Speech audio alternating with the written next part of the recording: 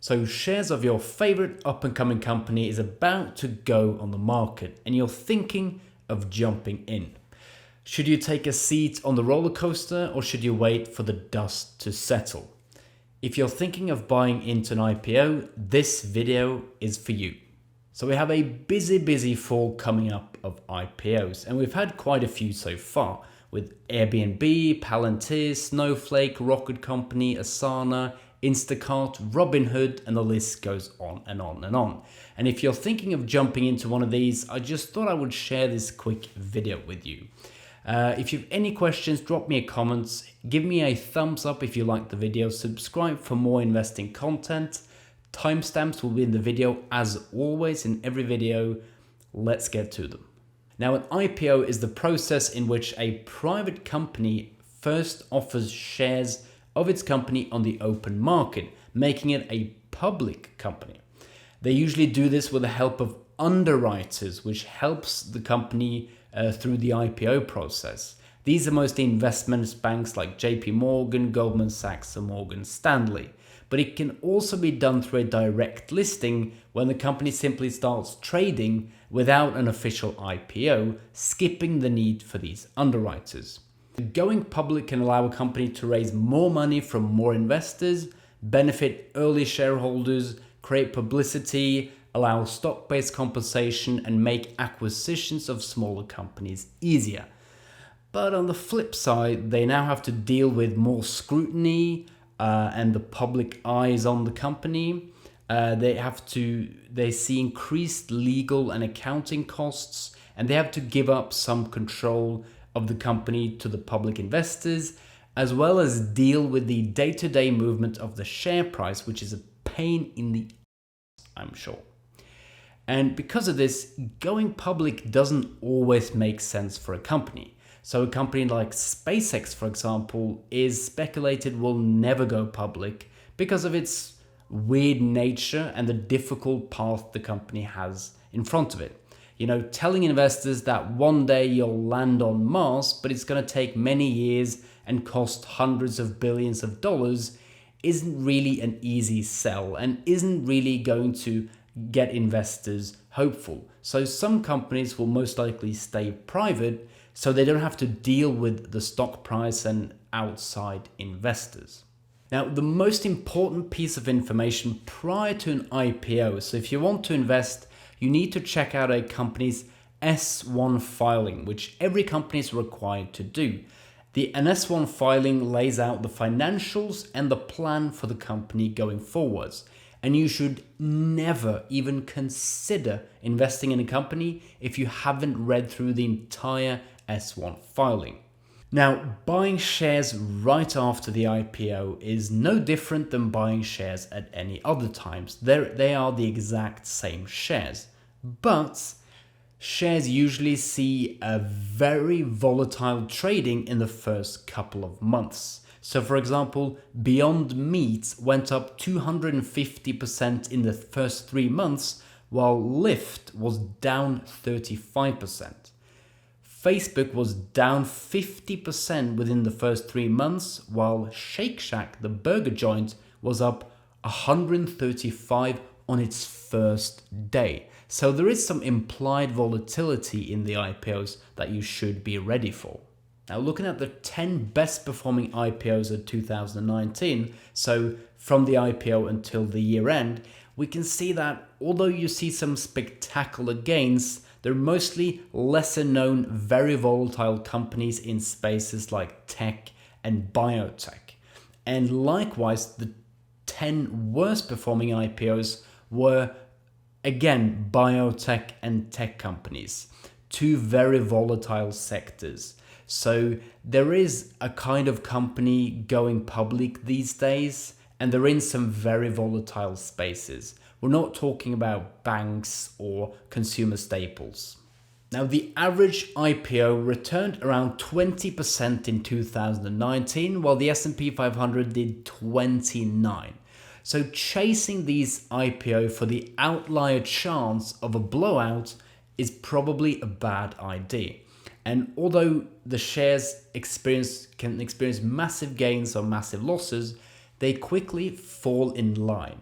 If we look at the Renaissance ETF over the last 5 years, it has quite significantly overperformed the S&P 500, but it pretty much moves together with the market. It just exaggerates the swings. So it sees lower lows and higher highs. So IPOs do move together with the market quite quickly, but it's still much more volatile in the first couple of years. Now, as exciting as these crazy performances can be, the most important thing is still the underlying business. And I would never touch or trade around an IPO if I don't completely and thoroughly read through and understand the company's financials and strategies going forward.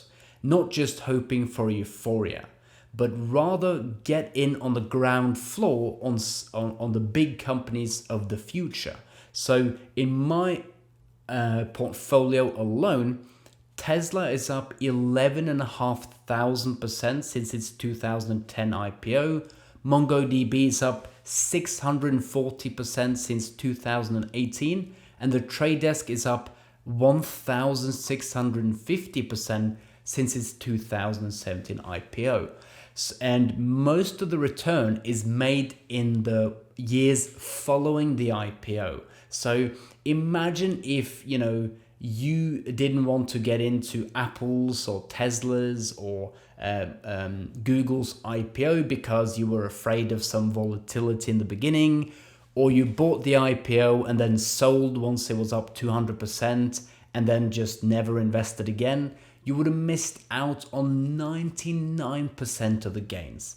So remember, if you believe in a company, all your gains will become in the following decades, not in the days following the IPO. So the trick is not to chase soaring IPOs or hunt for bargains. Do thorough research on businesses, look at the balance sheet, the management, and the innovation. Then you can decide whether you want to invest prior to the IPO, buy the shares, and then never look at the price. So the main driver behind the price after an IPO is, like with everything else in life, supply and demand. And the underwriters of the IPOs try to gauge investor appetite and put a price on the underlying shares. Sometimes they hit it, sometimes they don't, and it can have fatal consequences for investors. So there are a lot of people who want their cut during an IPO process. There are many opinions going around, many analysts trying to figure out a price to take the company public, but then it turns out investors didn't want the shares at all, or they wanted way more shares than they can offer. So it is a bit of an artificial way of gauging demand. And I think direct listings is just better than a traditional IPO, since you just put the shares on the market, then you let the market decide what the price of the share should be. And as an IPO investor, you can almost become the innovator of the adoption curve, where you have early adopters, early majority, and then the laggards. And stocks in growth stories tend to follow a similar curve, where the early investors really get in on the action. Another thing worth noticing is that there are periods where there's a large amount of a certain type of companies going public. So in the .com era, you had a lot of tech companies. Nowadays, you have a lot of software/cloud/biotech companies. And because there are so many similar companies going public, investor appetite will die off. So a word of caution is, if there are 20 different app companies going public in 2020, you might want to have another look at those, because they can't all succeed.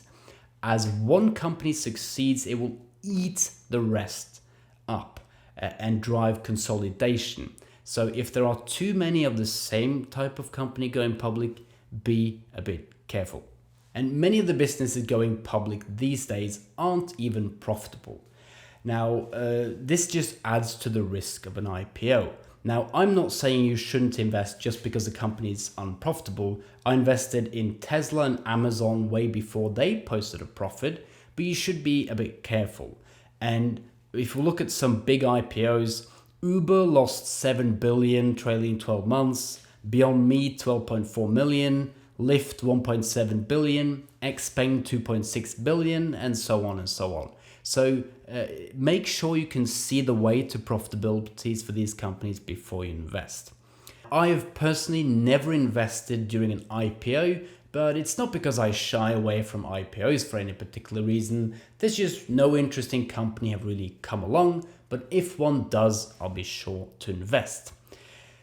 So don't get caught chasing IPOs for their historical performance or volatility. Stick to what you know and hold for the long term. And almost all of your gain, 99.9% of it, will come in the years following the IPOs, not in the first couple of days. So the first and my only rule of investing still applies. Invest in companies you believe in and hold for the long term. But of course, the sooner you get in, the better. So that's my take on IPOs. If you believe in a business, invest, IPO or not. Now, I want you to give me a topic for my next video. Now, the next one after this one is going to be on an ETF, so stay tuned for that one. But give me more topics for videos, guys. I really need it. And as always, I'll see you in my next one.